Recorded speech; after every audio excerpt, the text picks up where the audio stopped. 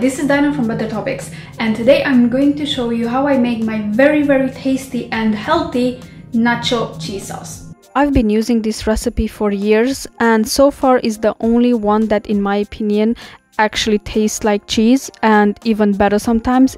Now obviously it won't be 100% cheese, and no matter how much you try, you can never get anything else than cheese taste like cheese. So if you're going vegan, you just have to accept the idea that it will be similar but never the exact taste. I usually make a massive batch when I do it, because I do tend to freeze about half of it, and it stays a long time in the freezer if you want to, and when you defreeze it, it's exactly as fresh. So it doesn't change its texture at all, and the taste, it's exactly the same as when you froze it.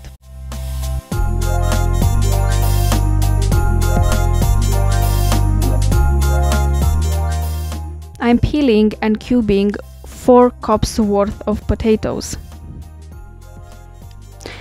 For every 4 cups, we will need 2 cups of peeled and cubed carrots. The carrots, in combination with nutritional yeast, is what it will give it that cheesy yellowish orange color. Okay, now it's time to peel the carrots. As I mentioned, I've peeled and cubed 2 cups worth of carrots. You can put more than this if you want to, but the taste might come out a bit too sweet. In 1 cup goes about 2, maybe 3 medium-sized carrots.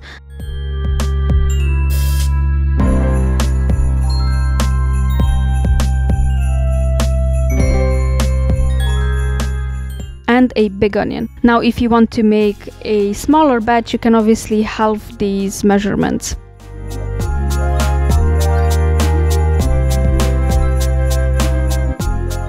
Wash everything thoroughly and then put them in a pot. The original recipe says to cut the onion in small pieces. I didn't really bother because, first of all, I'll just end up crying because of onion, and second of all, we will whiz up everything in the end anyway. So for 4 cups of potatoes, 2 cups of carrots and 1 large onion, we need about 7 cups of plant-based milk. I am using almond milk, but there were times when I tried it with soy milk and it came out exactly the same really. You do need to use a bit of a larger pot. And put it to boil. One thing I forgot to put is 1 cup of cashew nuts. Now, because we're putting everything to boil, we don't really need to pre-soak the nuts. I personally am not a big fan of cashew nuts. They have that specific taste that I just cannot really get myself to like.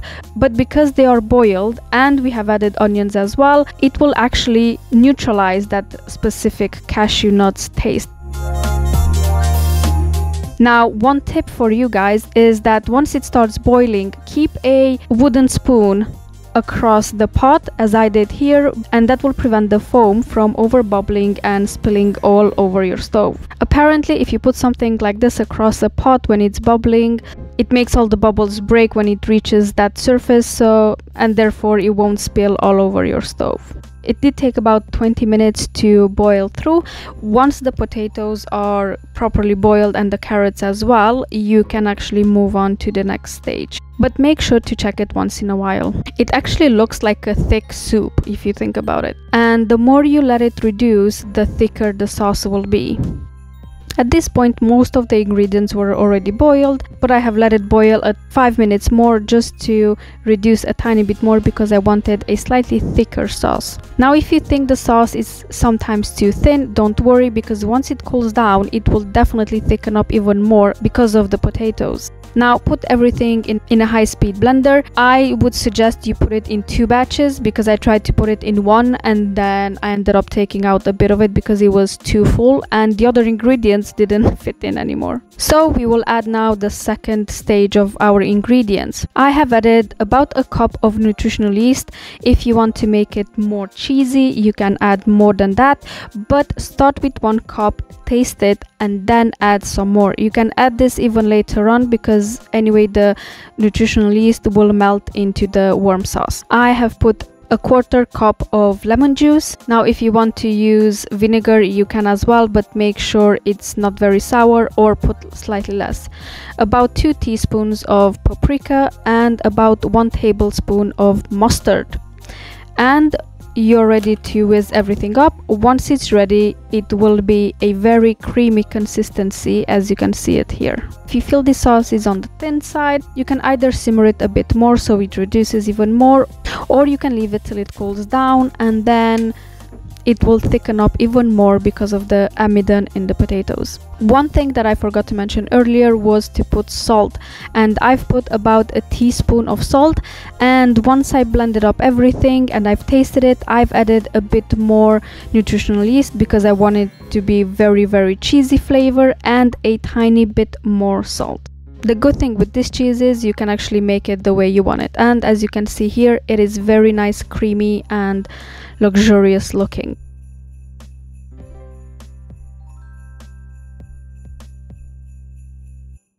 Honey! Yes? Do you want to come and try something, please?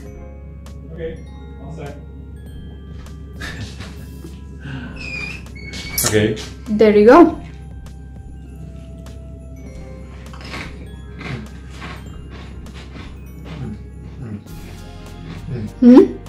It's very good. Tasty? Does it taste like cheese? Yeah. Quite similar, yes? I mean, obviously it cannot be like real cheese, nothing tastes exactly like that, but I think it's quite close. I mean, I think it's the closest I found that actually tastes. I think this tastes a bit better than cheese. Really? Oh wow, that's a first. When your vegan cheese tastes better than actual cheese. Thank you. Let me know in the comments below what do you think of this recipe. If you like it, make sure to hit the like button, subscribe, and make sure to share it with your friends.